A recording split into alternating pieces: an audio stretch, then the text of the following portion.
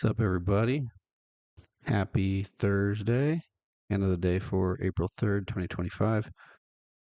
Looking to see if I'm making good decisions on the river. So, in this hand, calling down a pretty big bet. Let's see how we did.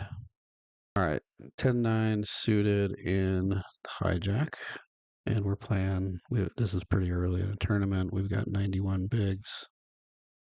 Our primary villain's going to be the big blind who has 50 bigs. So, we're playing 50 bigs effective.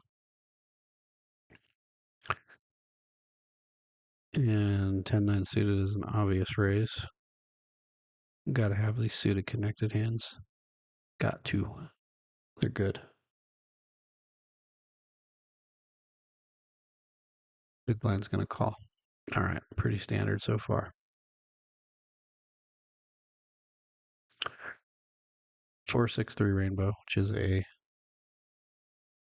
pretty good flop for the big blind. And the reason is because they have a lot of straights. So they have a lot of 5x. They have a lot of 7x. They could have 6-4, 4-3. They could have top pair with a medium-ish kicker. So it's not a great board for us. Good board for them. So they could do a fair amount of betting, as you can see here. 25% of the time they could bet. Or villain elects to check. I also elected to check, but I can see how this could be a betting spot. And this is something that my coach and I have been talking about a lot is there are certain hands that at the moment you don't have much of anything. This is a great example of it. I have 10 high, but what I also have is 2 overcards to the board and a backdoor flush draw. So I would not bet this board very often. You can see here, I'm checking half my hands. But I could bet this specific combination. Let's look at it, see if I'm right. Yeah, because I have 2 overs and a backdoor flush draw. So it could improve quite a bit. So it's a good bluffing candidate. Another thing that I've been learning a lot about is picking bluffs.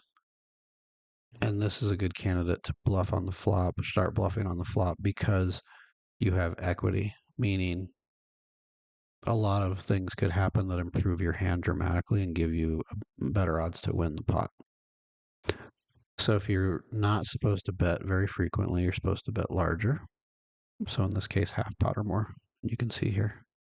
I elected to check, but that was because that was before my lesson starting to bluff on the flop. So I went check, check. And now Jack of Spades comes off. So now we turn, and now you can see how, like, if I had started betting the flop and got called, when that turn card comes off, I'm just going to keep going. I'm going to continue to build a pot because I might win just by getting them to fold.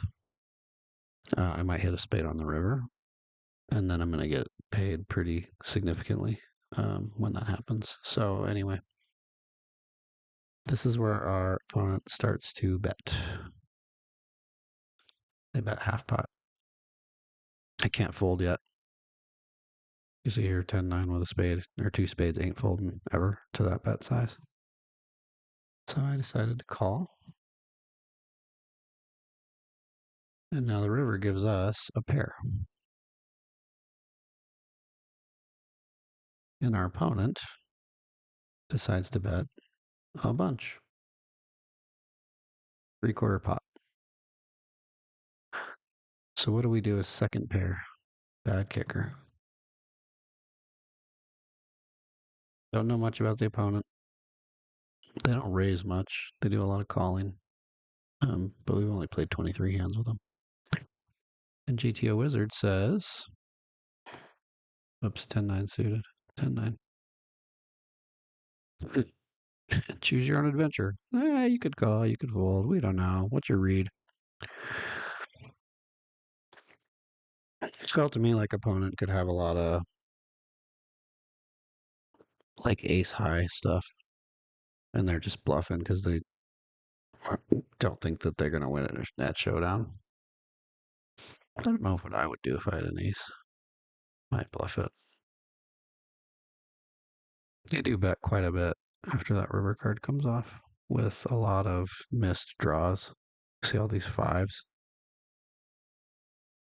It's all missed draw. All this. Jack 5, obviously, they have the best hand. Um, they bet with some of their two pairs, but they bet with a lot of sixes too. What do they do with their aces? Ace 6 bets, ace 4 bets. Ace Jack, obviously, is going to bet. So it felt to me like there's enough bluffs where I can call this. So I decided just, what the hell? Let's call it off. Let's see if I'm ahead. And ace 7 offsuit. So worked out. I think the takeaway from this hand isn't really about the river. It's about a missed opportunity. Because notice I'm behind the entire hand. But if I start betting pretty big on the flop, let's say they call, and then that jack comes out, and I continue to bet, I don't think there's any way they stick around. I don't think there's any way. So it's a missed opportunity to start telling a story about a hand where I'm behind and I could just win the pot with a bluff. All right, y'all. We'll stop there. See you next time.